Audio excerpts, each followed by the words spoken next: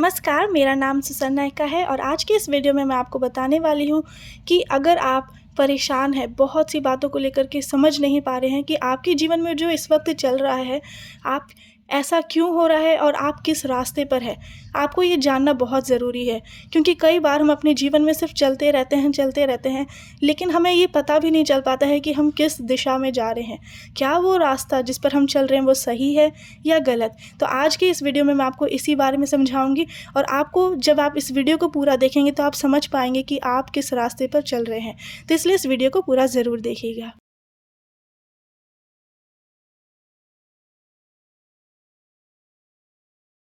और आप सभी ये भी जानते होंगे कि जब हमारे जीवन में कई तरह की अलग-अलग परिस्थितियाँ आती हैं, अच्छी-बुरी, तो उसमें हमें बहुत सी बातों को लेकर के निर्णय लेना पड़ता है कि हम क्या निर्णय लेंगे और आगे कैसे क्या होगा, क्योंकि हमारे एक निर्णय की वजह से हमारा पूरा जीवन भी बदल सकता है। तो हम क्या करते हैं, हम हर परिस्थिति में अपनी समझ का सहारा ले लेते हैं कि शायद मेरे लिए ये सही रहेगा या ये गलत रहेगा, हम अपने समझ से ये करते हैं।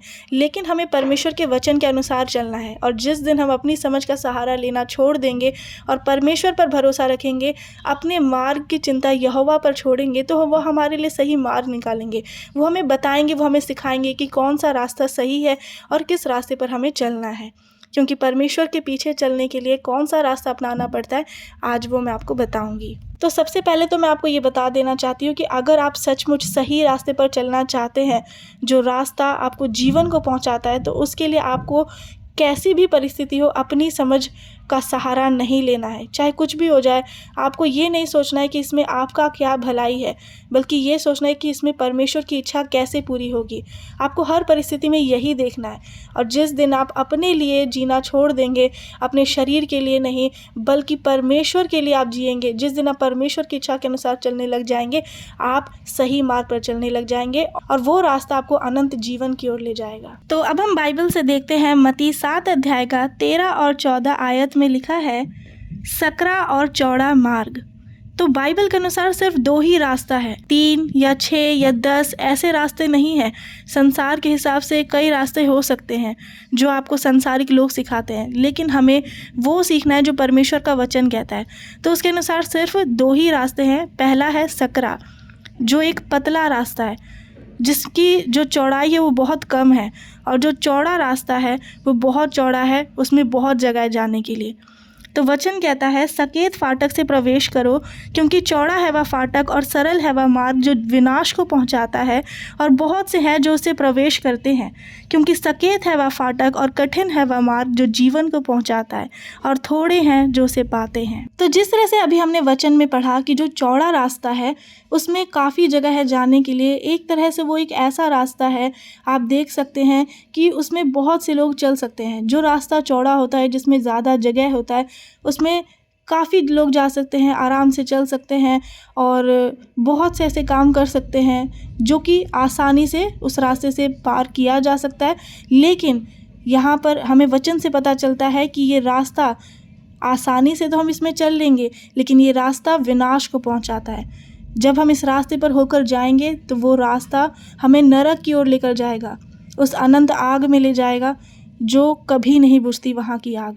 तो क्या आप वहाँ जाना चाहेंगे? कोई भी नहीं जाना चाहता। सब चाहते हैं कि स्वर्ग में जाए, लेकिन काम उसके लिए कोई नहीं करना चाहता है। तो अगर आप सचमुच स्वर्ग के राज्य में प्रवेश करना चाहते हैं, यीशु मसीह के पीछे चलना चाहते हैं, तो आपको इस रास्ते पर बिल्कुल भी नहीं चलना है, क्योंकि ये रास्ता आप जान चुके हैं कि ये विनाश को पहुंचाता है।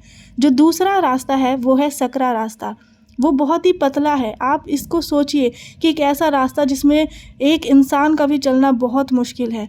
उस रास्ते पर बहुत सारी परेशानियां हैं, कठिनाइयां होंगी चलने में, क्योंकि बहुत से कांटे होंगे रास्ते में, दुख, परेशानी, सब कुछ, विपत्ति, सब कुछ आएगी। लेकिन भी इस रास्ते पर जब आप चलकर जाएंगे सकरे रास्ते से, तो वो अनंत जीवन को पहुँचाएगा।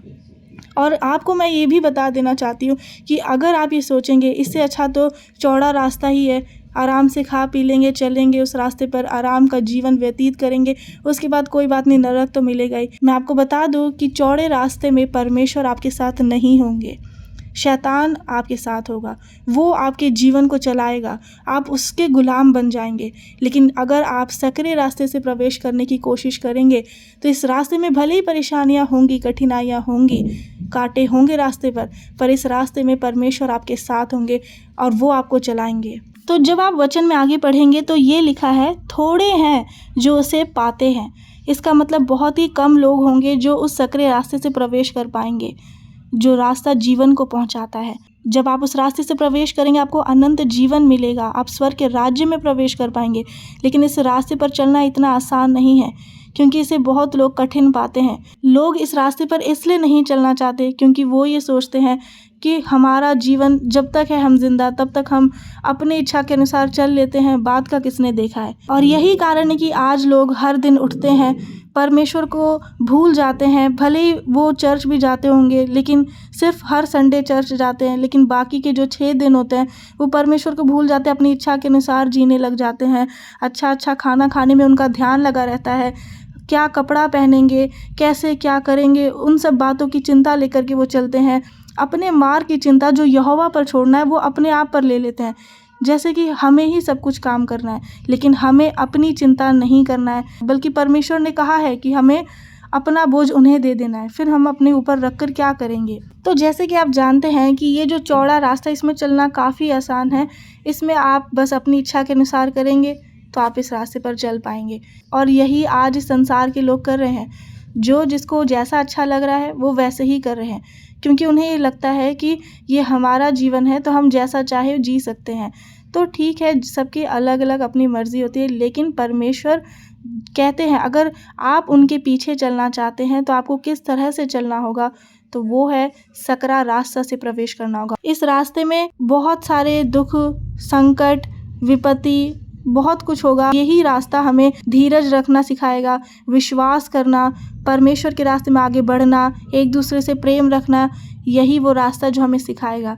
लेकिन अगर आप सचमुच ये सीखना चाहते हैं और यीशु मसीह के पीछे अपना क्रूस उठाकर चलना चाहते हैं, और अगर आप तैयार हैं दुख को सहने के लिए, तो इस रास्ते से आपको प्रवेश करना होगा और यही रास्ता आपको जीवन को पहुंचाएगा। क्योंकि वचन में जब आप पढ़ेंगे तो लिखा भी है कि मूसा को परमेश्वर के लोगों के साथ दुख भोगना ज़्यादा अच्छा लगा, बल्कि पाप के जीवन में कुछ दिन सुखी रहने से। तो आप जान सकते हैं कि हम अगर कुछ ही समय, कुछ मिनट के सेटिस्फैक्शन के लिए, कुछ दिन की खुशी के लिए अगर हम अपने पूरे दिन को, पूरी ज़िंदगी को ही बर्बाद कर देंगे, उस नरक के कुंड में ख़त्म कर देंगे, तो उसका क्या फ़ायदा। अगर हम इस दुनिया में रहकर कुछ समय के लिए दुख उठाएंगे, भले ही जब तक ज़िंदा रहना पड़े हमें दुख उठाना पड़े, लेकिन जब हमारी मृत्यु हो जाएगी तब जो काम हमने अपने आत्मा के लिए किया होगा उसका प्रतिफल हमें मिलेगा और हम स्वर्ग के राज्य में प्रवेश कर पाएंगे। तो अब आपको ये देखना है कि आप किसके लिए काम करना चाहते हैं, शरीर के लिए या आत्मा के लिए। क्योंकि जब आप आत्मा के लिए करेंगे तो आप इस योग्य बन पाएंगे कि आप उस सकरे रास्ते से प्रवेश करें, और जब आप उससे प्रवेश करेंगे तो आप जानते हैं कि परमेश्वर आपके साथ होंगे, वो आपको कभी नहीं छोड़ेंगे। आपको ऐसा लगेगा उस रास्ते पर चलने पर भी कि परमेश्वर आपके साथ नहीं है, लेकिन परमेश्वर हमेशा वचन में कहते हैं कि वो आपको कभी नहीं छोड़ेंगे, ना कभी त्यागेंगे। तो इसलिए प्रार्थना करना कभी ना छोड़े, नित्य प्रार्थना में लगे रहे, वचन पर ध्यान लगाए, और सिर्फ वचन को पढ़ना ही नहीं है बल्कि उसके अनुसार चलना भी है। तो आप परमेश्वर से अनुग्रह मांगे, शक्ति, सामर्थ मांगे, ताकि वो आपको इस योग्य बनाए कि आप वचन के अनुसार चल सके। आराधना में लगे रहे, क्योंकि जो परमेश्वर आपके जीवन में अद्भुत रीति से काम करते हैं, आपके जीवन में जो वो देते हैं, आपकी उम्मीद से बढ़ करके, आपकी सोच से बढ़ करके, उन बातों के लिए आप परमेश्वर का धन्यवाद करें, स्तुति करें, महिमा करें। हर तरह से आप परमेश्वर से जुड़े रहे। जब आप इस तरह से परमेश्वर में बने रहेंगे, वो आप में भी बने रहेंगे और वो आपको सही रास्ते पर ले चलेंगे। तो आशा करती हूँ कि आपको इस वचन के अनुसार पता चल गया होगा कि कौन सा रास्ता सही है। इस पूरी दुनिया को चौड़ा रास्ता सही लगता है, लेकिन वो रास्ता आप जानते हैं कि कहाँ ले जाएगा। और सारी दुनिया को वो जो सकरा रास्ता है, वो कभी कोई नहीं चाहेगा कि उस रास्ते पर जाए। सिर्फ वो ही लोग जो परमेश्वर के प्रेम को जान गए हैं और समझ गए हैं कि मार्ग, सत्य और जीवन सिर्फ प्रभु यीशु मसीह है। लेकिन उनके पीछे चलने के लिए आपको इस रास्ते पर से जाना पड़ेगा। तो अब आप मुझे बताएं कि आप किस रास्ते पर हैं। आज आप इस वचन के द्वारा अपने जीवन को देख सकते हैं कि आप जैसा जीवन जी रहे हैं, आपका चाल चलन जिस तरह से है, आप जिस तरह से जो काम कर रहे हैं, जैसी बातें अपने मुंह से निकाल रहे हैं, जैसे आपके सोच विचार है, वो आपको किस रास्ते पर ले जा रहा है। आप इस वचन से अपने आप को परख सकते हैं और आप जान सकते हैं कि क्या आप सही रास्ते पर हैं या गलत रास्ते पर। तो आशा करती हूँ कि इस वचन के द्वारा परमेश्वर ने आपसे बातें की है। अगर परमेश्वर ने आपसे इस वचन के द्वारा बात किया है तो आप कमेंट कर मुझे बताएं, और इस वीडियो को भी आप शेयर कर सकते हैं ज़्यादा से ज़्यादा लोगों तक, ताकि वो भी अगर गलत रास्ते पर है तो वो सही रास्ते पर चले। इस वचन के द्वारा मैं प्रार्थना करती हूँ सर्वशक्तिमान परमेश्वर, जो भाई बहन इस वीडियो को देख रहे हैं और जिन्होंने इस वचन को पूरा सुना है पूरे ध्यान से, आप इनके जीवन में कार्य करें। ये जो सामर्थी और जीवित वचन है आपका, ये इनके शरीर के अंदर छेद करके कार्य करे और इस वचन के द्वारा आज इनका जीवन बदलने पाए। ये जिस रास्ते पर थे, जिस गलत रास्ते पर थे, उससे वो बचे और सही मार्गदर्शन आप इन्हें दे, और जिस रास्ते पर आप इन्हें ले जाना चाहते हो उस रास्ते पर ले चले।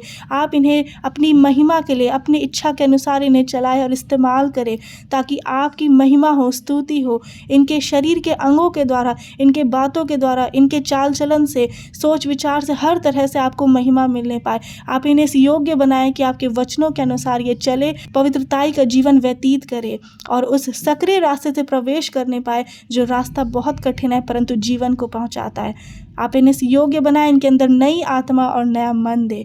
इस वचन के अनुसार आप इन सभी के जीवन में कार्य करें और सभी को भरपूरी से आशीष मिले। यीशु मसीह के सामर्थ्य नाम इस प्रार्थना को मांगती हूँ। आमीन, आमीन, आमीन। तो वीडियो को ज़रूर शेयर करिएगा। God bless you all.